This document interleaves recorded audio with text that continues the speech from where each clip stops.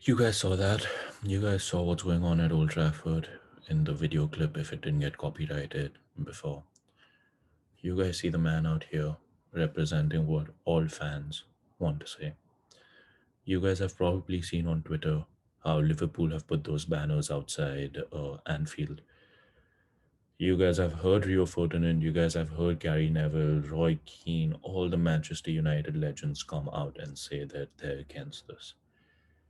You guys have heard a certain fan favorite who's now at PSG who got certain hate talking about this as well.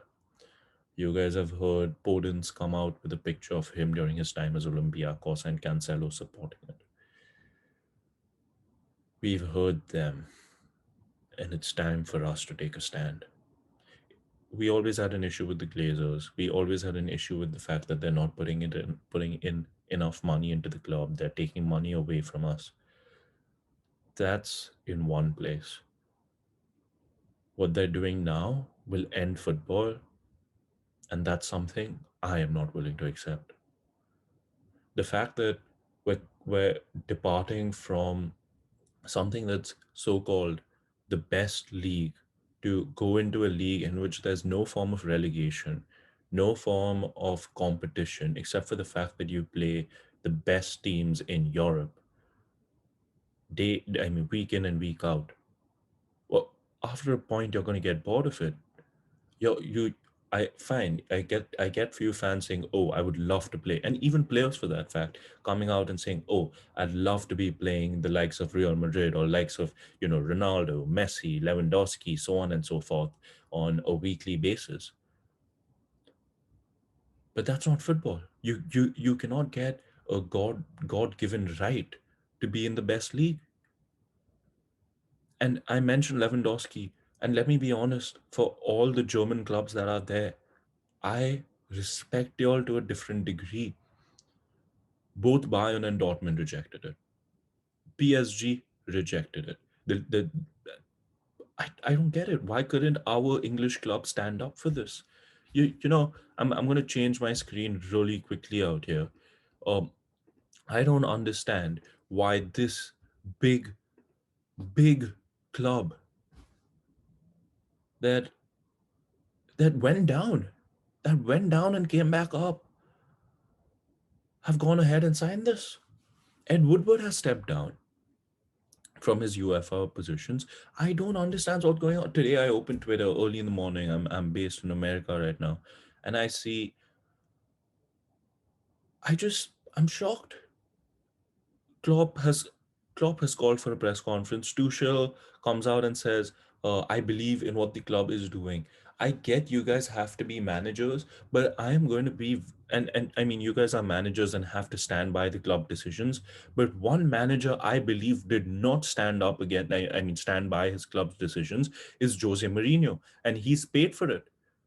He got sacked. There's no coverage of that because obviously the Super League is you know, the biggest thing right now. 1 week before a final with the potential of getting Spurs their first trophy in God knows how many years, and out of the blue, even though yes, we know he's been having bad performances, he's sacked. And if you expect me to believe that Daniel Levy sacked him on the basis of his recent performances 1 week before a final against Manchester City against a manager that Jose Mourinho knows pretty much all about, I choose not to believe it. I have a very strong feeling Jose Mourinho stepped out, said that the Super League is bullshit, and I am not going to participate in it. And off he was.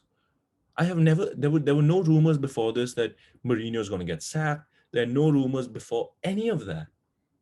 And obviously, Daniel Levy has to pay that compensation fee for him being sacked. So, are you trying to tell me with Spurs having such a bad season where they may not even qualify? Forget anything else. They may not even qualify for the Champions League. He suddenly got like, I guess, 20 million to pay off Jose Mourinho's fee. I don't believe that. What could a reason be? It's possibly the fact that the Super League's going to mint money for him, and he just wants that. And Gary Neville said it right. Manchester United aren't in the Champions League. Spurs are not in the Champions League. Arsenal haven't been a top six club for God knows how many years. How do you get the God forbidden right to be in a new tournament that has nothing? I mean, none of these clubs are going to get relegated because they have the power. Who who do these people think they are? Who are these owners? Why are they making us so Americanized? What are they trying to do? What are we going to have drafts next? It's going to be like, Norwich City has selected as their first pick of the draft Todd Cantwell. Doesn't work that way. This isn't the NBA where you have limited number of teams, or this isn't some weird competition happening in America where you have limited number of teams and that suffices it and there are no grassroots levels. Focus on the bigger picture. Look at the total sport. How is this so-called Super League going to help the lower grassroots levels? You come out and try to put a good spin off to things, it's not going to work. And guys, let me be honest, this club was built on multiple factors and was built by the poor. As you saw in the video up front, I don't know if it's got copyrighted. If it is, it was built by the poor, but it's being taken away by the rich. And I'm done.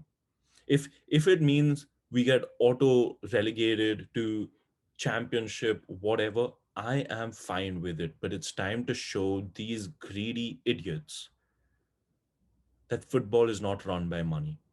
And the best way to do that is what I saw today morning. If we join the Super League, Bruno Fernandes leaves Manchester United. And I don't think the fans are ready for that. I don't think Bruno Fernandes wants that. I don't think Ole Gunnar Solskjaer wants that. So it's time for the Glazers to understand, and along with the Glazers, Ed Woodward to understand that everything isn't about money. There's passion. There's a football pyramid that needs to survive. And the sport is not going to die just for them.